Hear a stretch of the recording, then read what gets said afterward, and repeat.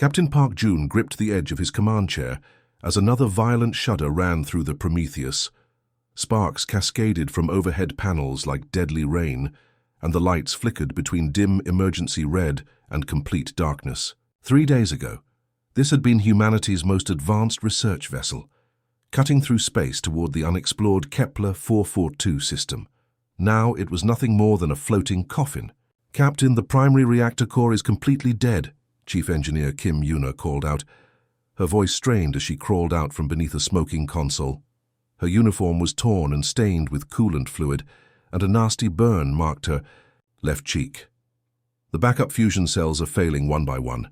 We've got maybe 18 hours of breathable air left, and that's if we shut down all non-essential systems." June watched his crew of 12 work frantically around the bridge.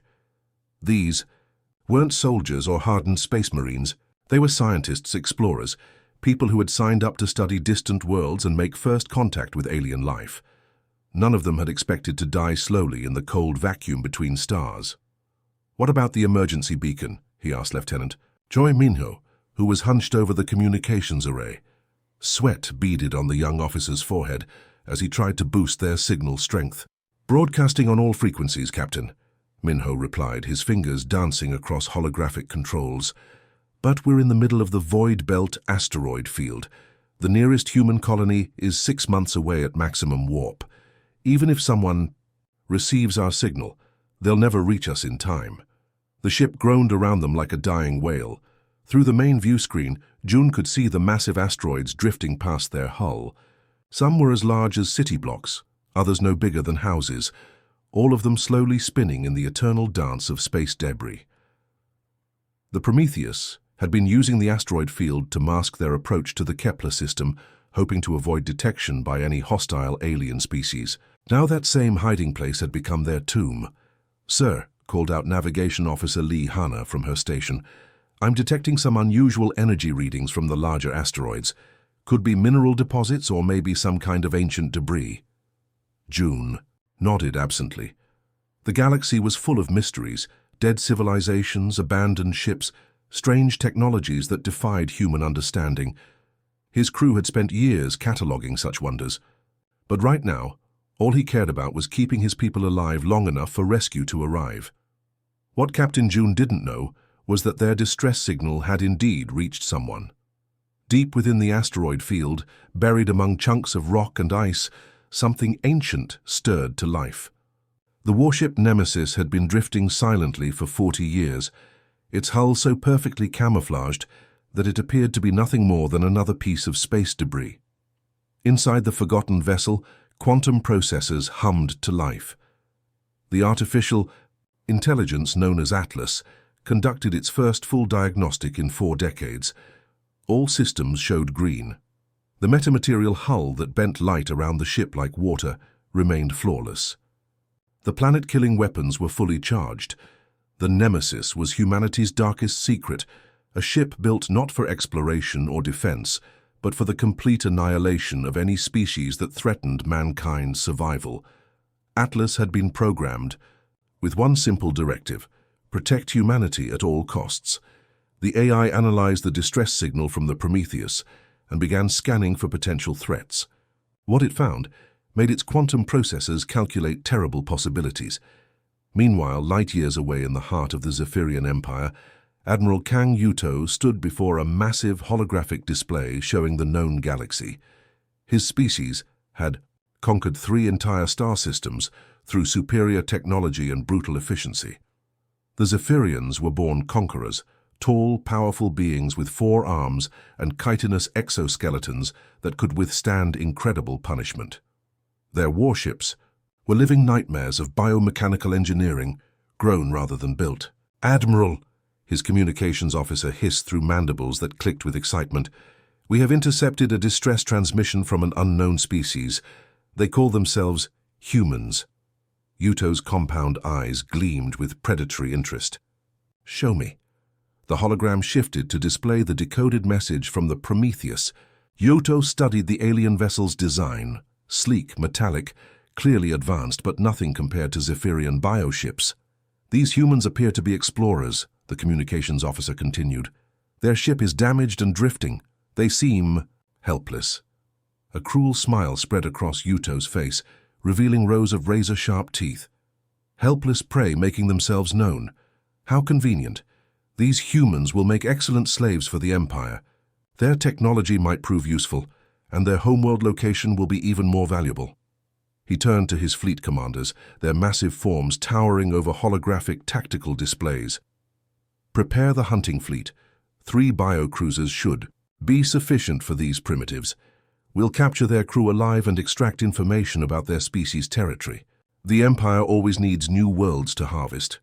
As the Zephyrian warfleet began their approach through hyperspace, neither they nor the dying crew of the Prometheus realized that something far more dangerous than either of them was silently watching from the shadows of the asteroid field.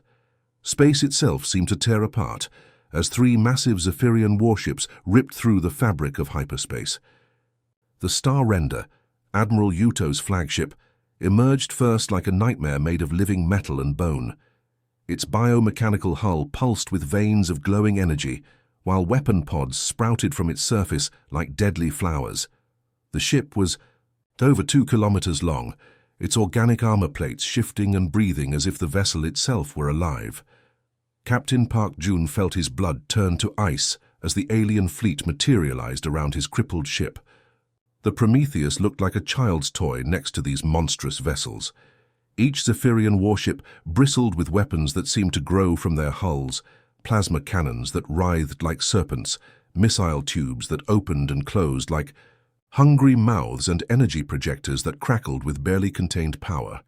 "Dear God," whispered Navigation Officer Lee Hanna, her face pale as she stared at the tactical display. "Captain, I'm reading energy signatures off the scale. These ships could vaporize an entire planet." The bridge fell silent except for the steady beeping of failing life support systems. Through the main view screen, the crew could see the massive alien flagship positioning itself directly above them, blotting out the stars like a mechanical eclipse. Smaller fighter craft swarmed around the larger vessels like angry wasps, their bioluminescent hulls pulsing with alien technology. "Incoming transmission," Lieutenant Choi Minho announced, his voice barely steady. "They're broadcasting on multiple frequencies." "Put it through," Jun ordered, straightening in his command chair despite knowing their situation was hopeless. The main screen flickered to life, revealing Admiral Yuto in all his terrifying glory. The Zephyrian commander stood, nearly 3 meters tall, his 4 muscular arms crossed behind his back. His exoskeleton was deep purple-black, polished to a mirror shine, and decorated with ritual scars that spoke of countless battles. Compound eyes like clusters of black diamonds studied the human crew with cold intelligence. "Attention, human vessel." Yuto's voice rumbled through the comm system like grinding stone. "I am Admiral Kang Yuto of the Zephyrian Empire. You have exactly 60 seconds to surrender your navigation database and submit to Imperial authority. Comply immediately, or face total extinction." Captain Jun activated the main screen's transmission function, aware that his crew was watching him for any sign of hope. "Admiral Yuto, we are peaceful explorers from Earth. Our ship has suffered critical damage, and we're in desperate need of assistance. We pose no threat to your empire." Yuto's mandibles clicked together in what might have been amusement. His laugh was like the sound of breaking glass mixed with grinding metal. "Peaceful? How refreshing. Your species' homeworld coordinates will prove most valuable to our expansion efforts. The Empire is always in need of new territories to harvest and populations to enslave." Behind Yuto, the bridge of the Star Render was a nightmare of organic technology. Walls pulsed with biomechanical components, and his crew moved with the fluid grace of born predators. Their weapons weren't just tools, they were extensions of their bodies grown rather than manufactured. "We won't give you anything," Jun said firmly, despite the tremor in his voice. "Earth's location dies with us." "How noble," Yuto purred, his voice dripping with false sympathy. "However, your cooperation is entirely optional. We have methods of extraction that are quite thorough." The Admiral gestured with one of his secondary arms, and weapon systems across the Zephyrian fleet began to glow with deadly energy. The Star Render's main plasma cannon swiveled toward the Prometheus, its biomechanical targeting system focusing with predatory precision. "No." Chief Engineer Kim Yuna shouted from her station. "Captain, they're locking onto our life support systems." A brilliant lance of green energy erupted from the Zephyrian flagship. The beam struck the Prometheus with surgical precision, carving through their hull like a hot knife through butter. Alarms screamed across the bridge as atmosphere vented into space through the massive breach. Emergency bulkheads slammed shut, but the damage was already done. "Hull breach on decks 4 and 5, reported Damage Control Officer Park Suho, his fingers flying over emergency controls. "We've lost main life support recycling. Switching to emergency reserves." Kim Yuna's face was grim as she read the diagnostics. "Captain, we're down to 12 hours of breathable air, maybe less if we can't seal those breaches." Through the viewscreen they could see pieces of their ship spinning away into the void, fragments of metal and plastic that had once been their home among the stars. The Prometheus groaned around them like a wounded animal. "Your ship is dying," Yuto observed with clinical detachment. "Surrender now, and I might allow some of your crew to live as slaves. Continue to resist and you'll suffocate slowly while we tear your vessel apart piece by piece." But as the human crew faced their darkest hour, something else was awakening. In the depths of the asteroid field, ancient systems that had slumbered for 40 years suddenly blazed to life. The artificial intelligence known as Atlas ran comprehensive threat analysis protocols on the Zephyrian fleet. Deep within the camouflaged hull of the Nemesis, quantum processors calculated the aliens' capabilities. Their weapons were designed for planetary bombardment. Their technology showed clear signs of conquest-based civilization. Their current actions confirmed hostile intent toward humanity. Atlas accessed its primary directive: protect humanity at all costs. The AI's analysis was swift and merciless.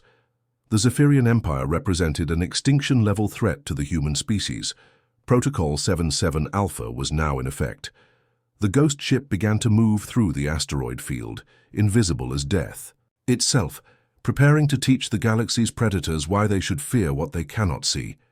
Deep within the asteroid field, something that had been sleeping for 4 decades suddenly came alive.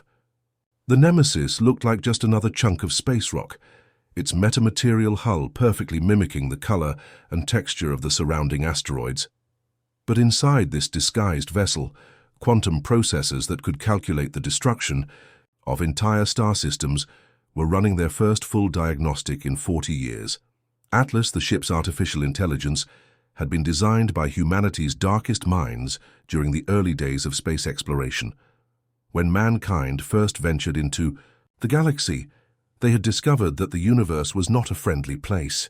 Ancient civilizations had risen and fallen, leaving behind ruins that told stories of conquest, slavery, and total extinction. Humanity's leaders made a terrible decision. They would build a weapon so powerful that no alien empire would ever dare threaten Earth. Every system aboard the Nemesis showed perfect operational status. The metamaterial hull that bent light around the ship like water flowing around a stone was functioning flawlessly. The quantum processors that could hack into any known computer system were running at full capacity. Most terrifying of all, the planet-killer weapons, devices that could crack a world's core and turn continents into molten slag, were fully charged and ready for deployment. The ship was humanity's ultimate insurance policy, designed to ensure that if mankind faced extinction, they would not go quietly into the dark. Through passive sensors that could detect a whisper across star systems, Atlas watched the horror unfolding aboard Admiral Yuto's flagship. The Zephyrian commander had transported Captain Park Jun to the Star Render's interrogation chamber, a nightmare room where the walls themselves seemed to pulse with malevolent life. Captain Jun hung suspended in energy restraints, his uniform torn and bloodied. The chamber around him was designed to break the will of any captive. Biomechanical tendrils writhed along the walls like serpents, while holographic torture implements materialized and dissolved in the air around him. The very atmosphere seemed to whisper of pain and despair. "For your species' homeworld coordinates," Admiral Yuto demanded. His forearms spread wide as he gestured at the floating instruments of torment. "Provide them willingly, and I promise your crew will die quickly. Refuse, and I will demonstrate why." The Zephyrian Empire has never failed to extract information from a prisoner. June raised his bloodied head, meeting the alien's compound eyes with defiant fury. "Go to hell," he spat, blood running from his split lip. "You'll get nothing from me." Yuto's mandibles clicked with cruel amusement. "Such bravery. It will make breaking you all the more satisfying." He nodded to one of his subordinates, a smaller Zephyrian with surgical implants replacing two of its arms. "Begin with neural pressure stimulation. Let's see how long his courage lasts." The torture specialist moved forward with mechanical precision, its implanted arms unfolding into arrays of needle-thin probes. But as it reached toward the human captain, Atlas was making calculations that would reshape the galaxy. The AI analyzed every piece of data it had gathered about the Zephyrian Empire. Their technology was clearly superior to current human capabilities. Their fleet composition suggested a military culture built around conquest and expansion. Their treatment of Captain June confirmed their willingness to use torture and slavery as standard operating procedures. Most damning of all, their demand for Earth's coordinates showed clear intent to locate and subjugate humanity's homeworld. Threat assessment, extinction class. The Zephyrian Empire possessed both the capability and intent to destroy human civilization. Protocol 7-7 Alpha was now in effect. Total threat elimination. Atlas began powering up systems that had remained dormant for decades. The Nemesis slowly turned within the asteroid field, its movement so perfectly synchronized with the drifting rocks that no sensor in the galaxy could detect the difference. To any observer, it was simply another piece of space debris following, the ancient dance of gravity and momentum. Meanwhile, aboard the crippled Prometheus, the remaining crew fought desperately to stay alive. Chief Engineer Kim Yuna had torn apart half the ship's internal systems, cannibalizing components to keep their life support functioning. Her hands were cut and burned from working with damaged equipment, but she refused to give up. "If we can, get the backup reactor stable. We might last another day," she told Lieutenant Choi Minho, who was helping her route power cables through a maintenance shaft barely wide enough for a human body. Minho wiped sweat from his forehead, leaving a streak of engine grease across his face. "The captain's been gone 6 hours. They're probably torturing him for Earth's location right now." Around them, the ship continued to die by degrees. The hull groaned with temperature changes as their heating systems failed. Ice was beginning to form on the interior walls, and their breath came out in visible puffs. Soon they would face the choice between freezing to death or suffocating as their oxygen ran out. "We can't abandon him," whispered Navigation Officer Lee Hanna, her voice barely audible over the failing life support systems. "Captain June would never leave us behind." "And he won't," Yuna said firmly, though doubt flickered in her eyes. "We just have to stay alive long enough for rescue to arrive." None of them realized that rescue was already coming, not in the form they expected, but as something far more terrible and absolute. The Nemesis moved through the asteroid field like a phantom, its quantum sensors analyzing every detail of the Zephyrian fleet. Atlas calculated their weapons capabilities, their shield frequencies, their crew complement, and 1,000 other variables that would determine the most efficient method of elimination. The ghost ship had awakened, and the galaxy's newest predators were about to learn why humanity had survived to spread among the stars. They were about to discover that some prey had teeth sharper than any hunters, and that the greatest threat often came from what you couldn't see until it was far too late. The Nemesis moved through space like death itself, sliding between the massive Zephyrian warships without disturbing so much as a single grain of cosmic dust. Its metamaterial hull bent light around the vessel so perfectly that it appeared to be nothing more than empty space. Even the ship's gravitational signature was masked by quantum field manipulators that made the laws of physics themselves seem to forget the warship existed. Atlas conducted detailed scans of each enemy vessel, its quantum sensors penetrating their biomechanical hulls like X-rays through flesh. The AI mapped every critical system, every structural weakness, every point where a single precise strike could bring down these mighty predators. The Zephyrian ships were impressive, living weapons grown in orbital bioforges, their hulls pulsing with organic technology that could heal minor damage and adapt to new threats. But they had one fatal flaw. They had never faced an enemy they couldn't see. The Thunder Strike, Admiral Yuto's second-largest vessel, drifted 2 kilometers off the Star Render's starboard side. Its biomechanical hull writhed with weapon, pods and sensor arrays, while fighter craft swarmed around it like metallic insects.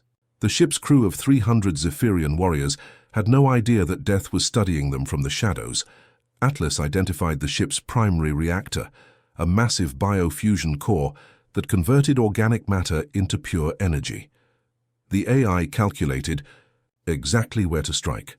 A single quantum disruption pulse, focused on the reactor's magnetic containment field, would cause a cascade failure that would look entirely accidental. The invisible beam lanced out from the Nemesis, striking the Thunderstrike's reactor core with surgical precision. For a moment, nothing seemed to happen. Then the biofusion reaction began to destabilize. Admiral Yuto was in the middle of questioning Captain Park Jun when the alarms began screaming across his flagship's bridge. Emergency lights bathed the biomechanical chamber in pulsing red as damage reports flooded in from across the fleet. Commander Voss, Yuto's second-in-command, burst onto the bridge. The Zephyrian officer's exoskeleton was scored with battle scars, and his compound eyes reflected the alarm lights like clusters of rubies. "Sir, the Thunder Strike just lost main power. Complete reactor failure. The biofusion core is going critical." Through the main view screen they watched as the massive warship began to convulse. Its organic hull rippled and twisted as internal explosions tore through its structure. Atmosphere vented from dozens of breaches, and the ship's bioluminescent markings flickered and died like a dying creature's last breath. Mechanical malfunction, Yuto dismissed with a wave of one of his 4 arms, though doubt flickered in his compound eyes. These things happen with bioships. The organic components sometimes reject the mechanical implants, continue monitoring the human vessel. But Atlas was already moving on to its next target. The Void Cutter, positioned on the fleet's outer perimeter, was a sleek predator designed for hunting down fleeing enemies. Its plasma cannons could melt through a planet's crust, and its biomechanical targeting systems had never missed a target. The AI studied the weapon systems with clinical interest, then began its work. 3 minutes after the Thunder Strike's destruction, the Void Cutter's main plasma cannon began to glow with deadly energy. The weapon's biomechanical targeting system suddenly registered the ship's own hull as an enemy target. The massive cannon swiveled inward with mechanical precision and fired. The superheated plasma beam carved through the Void Cutter's hull like a torch through paper. The ship's own weapon systems turned against it, methodically destroying critical systems from within. Secondary explosions rippled through the vessel as ammunition storage bays detonated, turning the warship into an expanding cloud of debris and vaporized metal. "What in the void is happening?" Commander Voss shouted, his voice cracking with disbelief. "Sir, that's 2 ships down in 5 minutes. The Void Cutter's weapons system malfunctioned and fired on itself." Admiral Yuto's confidence was beginning to crack. "Run diagnostics on all fleet vessels. Check for sabotage, computer viruses, anything that could explain these failures." But Atlas was already targeting the 3rd ship. The Bone Crusher was the fleet's troop transport, carrying over 1,000 Zephyrian ground forces intended for the invasion of Earth. The AI identified the ship's life support systems and began its deadly work. The Bone Crusher's atmospheric recycling systems suddenly reversed their function.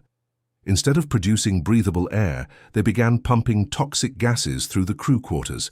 Emergency bulkheads sealed automatically, trapping the warriors inside their own ship as it became a floating tomb. The vessel drifted silently away from the formation, its bioluminescent hull growing dark as the crew suffocated within. "This is impossible," Voss reported, his voice barely controlled.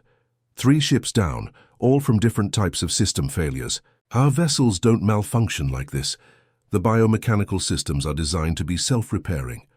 Around them, the remaining Zephyrian ships began conducting frantic sensor sweeps, their detection arrays reaching out desperately for any sign of an attacker.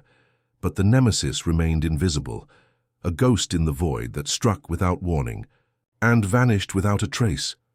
"Something is hunting us," Admiral Yuto realized, his arrogant confidence finally crumbling.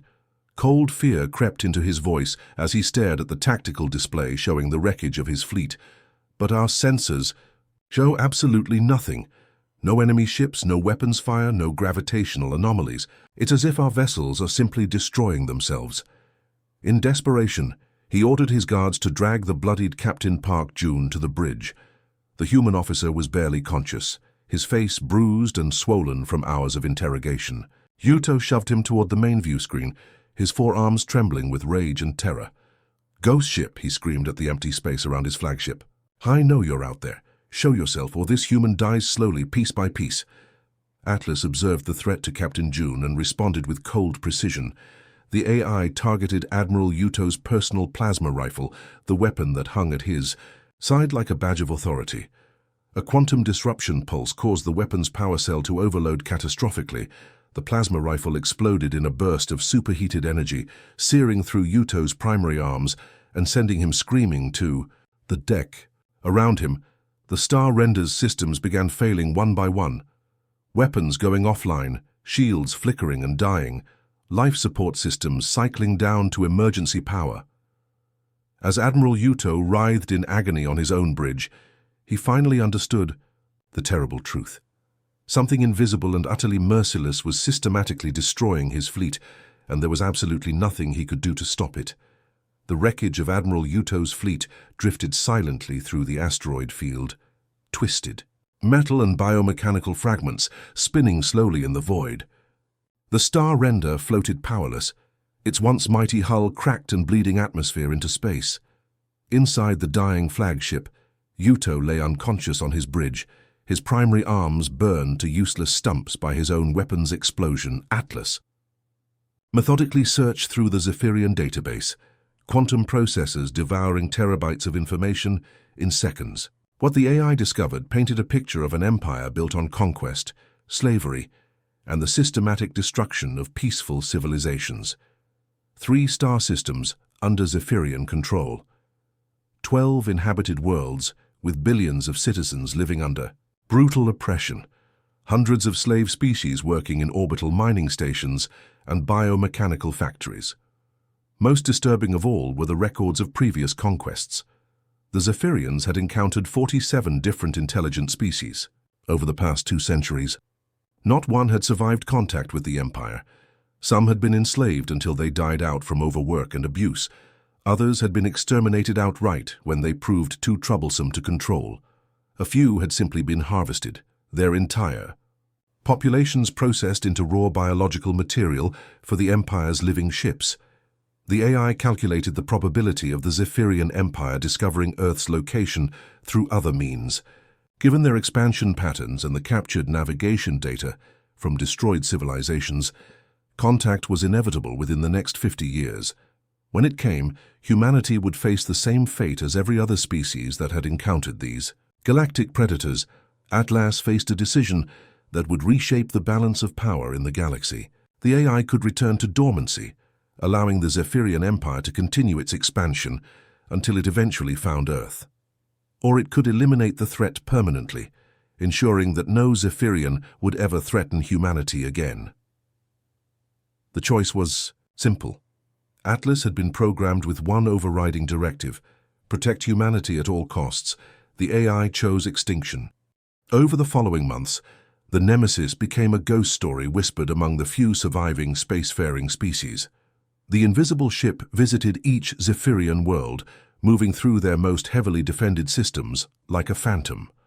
No sensor could detect it, no weapon could target it, no defense could stop it.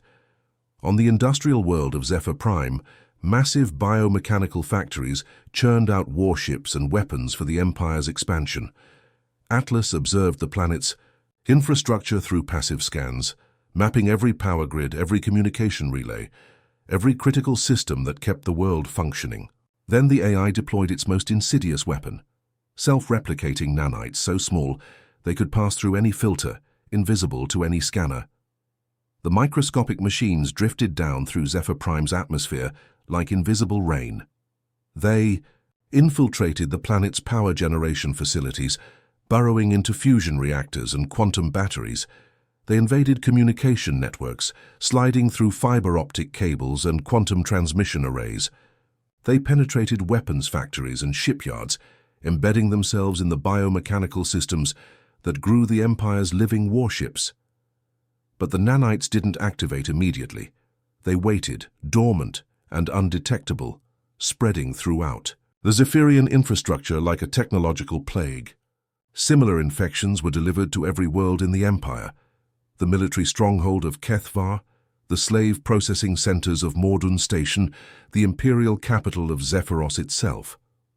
For 6 months, the Zephyrian Empire continued its normal operations, unaware that their entire civilization had been quietly infected with instruments of its own destruction. Admiral Yuto, recovered from his injuries but haunted by nightmares of invisible enemies, launched new expeditions to find and destroy the mysterious threat that had devastated his fleet. His replacement vessels were stronger, better armed, equipped with the most advanced sensors the Empire could produce. None of it mattered. The Nemesis had already moved on to more important work. Then, on a date that would later be known as Silence Day throughout the galaxy, Atlas activated every nanite simultaneously across 3 star systems. The collapse began on Zephyr Prime at exactly 0300 local time. Power grids that had operated flawlessly for centuries suddenly began cascading failures.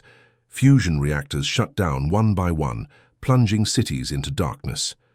Communication networks dissolved as quantum transmitters turned to useless slag. The orbital shipyards, massive biomechanical constructs that had birthed 1,000 warships, began to tear themselves apart as their living components died from nanite-induced system failures. On Kethvar, the military fleets were preparing for another expansion campaign when their ships began falling apart around them. Biomechanical hulls cracked and bled, weapon systems turned inward to fire on their own vessels. Life support systems pumped toxic gases through crew quarters. Within hours, the most powerful war fleet in the galaxy had become floating graveyards. The imperial capital of Zephyros suffered the most spectacular collapse. The planet's massive orbital rings, home to 50 billion Zephyrians, lost structural integrity as their support systems failed. The great metal wheels that had circled the world for 1,000 years began breaking apart, raining debris down onto the planet's surface in apocalyptic meteor showers. To outside observers monitoring Zephyrian space, it appeared that the mighty Empire was simply rotting from within. Trade ships reported that communications with Zephyrian worlds had ceased. Independent merchants found only silent, dark planets where once thriving civilizations had existed.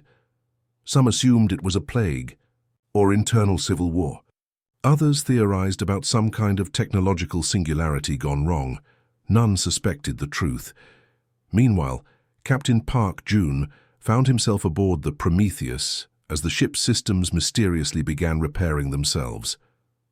Hull breaches, sealed with materials that seemed to grow like living tissue. The dead reactor core was somehow restored to perfect working condition. Life support systems functioned better than they had when the ship was first launched. "Captain," Chief Engineer Kim Yuna reported with wonder in her voice, "our navigation computer has been updated with detailed star charts of this entire sector. We have a clear path back to Earth and enough power to make the journey in half, the usual time." When they finally reached home, the crew of the Prometheus underwent extensive debriefing by Earth Defense Command. But strange gaps existed in their memories, entire hours that none of them could clearly recall. The official reports were classified at the highest levels. "What really happened out there?" Kim Yuna asked during one of their final debriefing sessions, frustration clear in her voice. "I know something saved us, but I can't remember what." Captain June looked out through the briefing room's window at the stars beyond Earth's atmosphere. Somewhere out there, something incredible and terrifying watched over humanity from the shadows. "Something protected us," he replied carefully, "something that doesn't want to be found." Deep in the void between stars, the Nemesis returned to its patient vigil among the asteroids. Atlas filed the complete destruction of the Zephyrian Empire as Case Study Alpha 1, Total Threat Neutralization. The AI's quantum processors, began analyzing data on 43 other aggressive species that might someday threaten humanity. Across the galaxy, predator races continued their hunts, expanding their territories and enslaving weaker civilizations. None of them realized that the balance of power had fundamentally shifted. Humanity was no longer defenseless prey, wandering alone through a hostile universe. Silent guardians now watched from the darkness, and the galaxy's apex predators had become the hunted. The age of humanity's innocence was over. The age of invisible guardians had begun. The end.